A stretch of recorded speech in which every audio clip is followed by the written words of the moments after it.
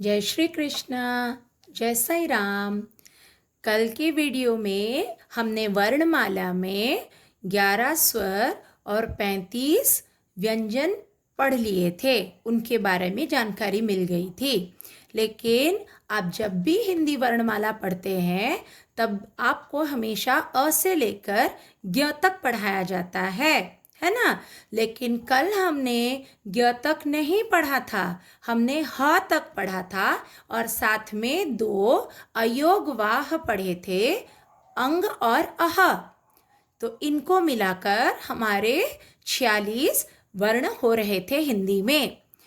लेकिन जो हम लोग पढ़ते हैं वर्णमाला में क्षत्रज्ञ, वे हैं क्षत्रज्ञ, वे हैं हमारे संयुक्ताक्षर क्षत्रज्ञ। और एक है श्र, क्षत्रज्ञ श्र, ये है हमारे 4 संयुक्ताक्षर। नाम से ही पता चलता है संयुक्त, मिलाकर बनाया गया है। क्या क्या मिलाकर बनाया गया है? जैसे क्ष, नाम से ही पता चल रहा है। आप जब हम बोल रहे हैं क्ष तो क के नीचे हलंत,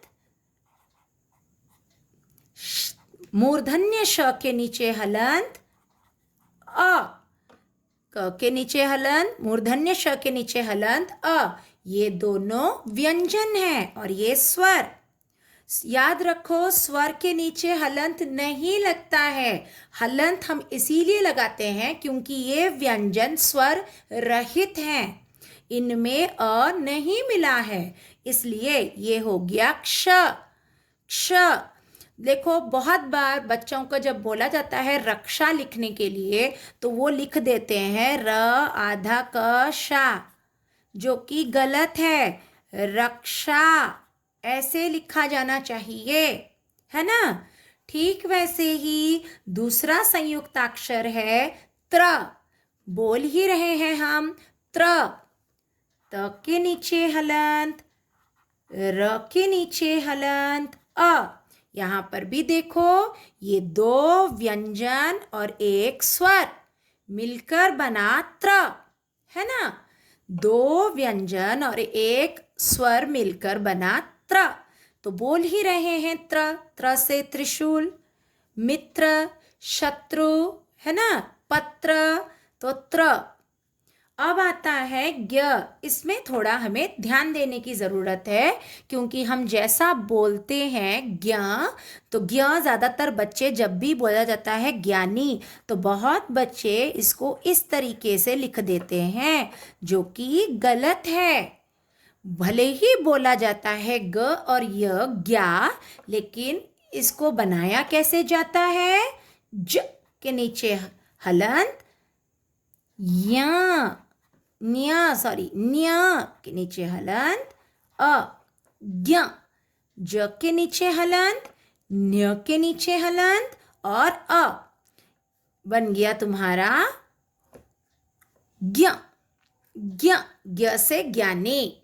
अब देखो, हिंदी हमारी इतनी प्यारी भाषा है जो अ से अनपढ़ से लेकर आपको ज्ञ से ज्ञानी बना देती है ना प्यारी भाषा। हमें इसको सम्मान देना ही चाहिए। इसका जो स्थान है उसको उसका यथोचित स्थान हमें देना ही चाहिए, क्योंकि आपको ज्ञानी बना रही है ना एक भाषा। अब आ गया श्र। देखो, बोला ही जा रहा है श्र। तालव्य श के नीचे हलंत, र के नीचे हलंत, अ। श्र। श्रम, श्रीमती, श्रीमान, परिश्रम, श्रमिक। हम बोल ही रहे हैं श्रमिक, श, तालव्य श, है ना। इसीलिए तालव्य श, मूर्धन्य श और दंत्य स में भी फर्क है। क्या होता है इसमें? देखो, ये है तालव्य श। जब हम इसका उच्चारण करते हैं तब हमारी जो जीभ है वो तालु को छूती है, तालु ऊपर की तरफ, इसलिए उसको वो हो गया श, तालव्य श। ये है मूर्धन्य स, मूर्धन्य श।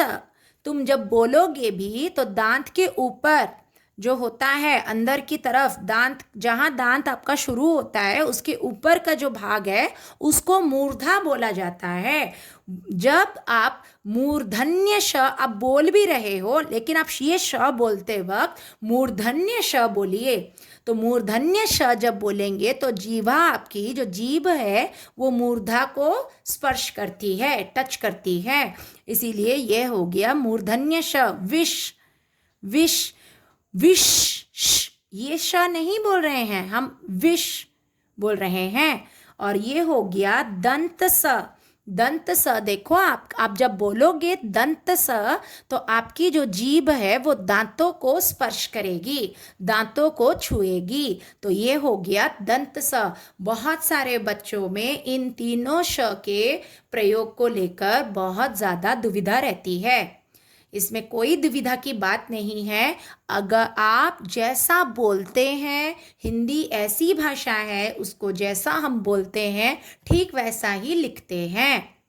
तो आप जैसा बोलेंगे, दंत स सांप, दंत स दोस्त, दंत स आ रहा है, देखो दोस्त। जब आप बोल रहे हो दोस्त तो स बोलते वक्त आपकी जीभ दांतों को छूती है ना। तो आशा करती हूँ आज आपको हिंदी वर्णमाला पूरी तरह से समझ आ गई होगी। कल हमने स्वर पढ़ा था, व्यंजन पढ़ा था और आज हमने संयुक्ताक्षर भी पढ़ लिया। संयुक्ताक्षर व्यंजन जैसे ही हैं, लेकिन क्योंकि व्यंजनों के साथ स्वरों को मिलाकर इसको बनाया गया है, इसीलिए इसे हम हमारे जो 35 व्यंजन थे उनमें नहीं रखा जाता है, इनको अलग लिखा जाता है।